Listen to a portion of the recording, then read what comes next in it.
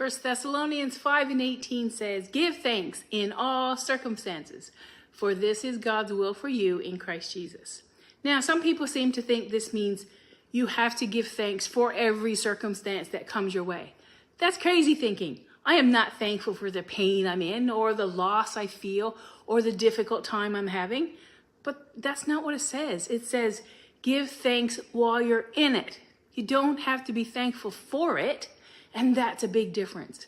You see, gratitude while you're in the middle of a hard place is an act of trust. It acknowledges that even when you can't see the full picture, even when you're in pain, and even when things are messy, there's still aspects of the situation you can be thankful for. You know, Paul and Silas were in prison and they sang, you know? You may not be thankful for the flu, but you can be thankful for your spouse that tends on you hand and foot and helps you. You can be thankful for the medications that you have access to help with the symptoms. That's the difference. While you're in the situation, there's always something to be thankful for because God is still at work regardless of what's going on. And when you practice gratitude, it kind of reframes your perspective. Our natural tendency is to focus on what's missing, what you don't have, what's wrong, what hasn't worked out, how it feels uncertain, and how much it hurts, and on and on and on. Thanksgiving shifts our eyes to God's presence and provision in the circumstance and reminds us that He is the giver of every good gift. It opens our hearts to see the blessings that we might have overlooked. And I talked a little bit about this in my post this morning when Jesus fed the 5,000. Remember that one detail that stood out? Before the miracle happened, what did He do? Jesus took the loaves and the fish and He gave thanks.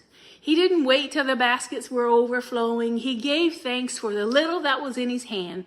And that act of gratitude opened the way for abundance. His gratitude was a declaration of faith that said, Father, I trust you with what I've been given. And in that moment of thanksgiving, the little became more than enough. For us as well, gratitude is often the seed that leads to multiplication. When you give your little, even when it feels silly to give this little bit, or small, or insufficient, God has a way of turning it into something greater. Gratitude prepares the soil of our hearts for God's miracles.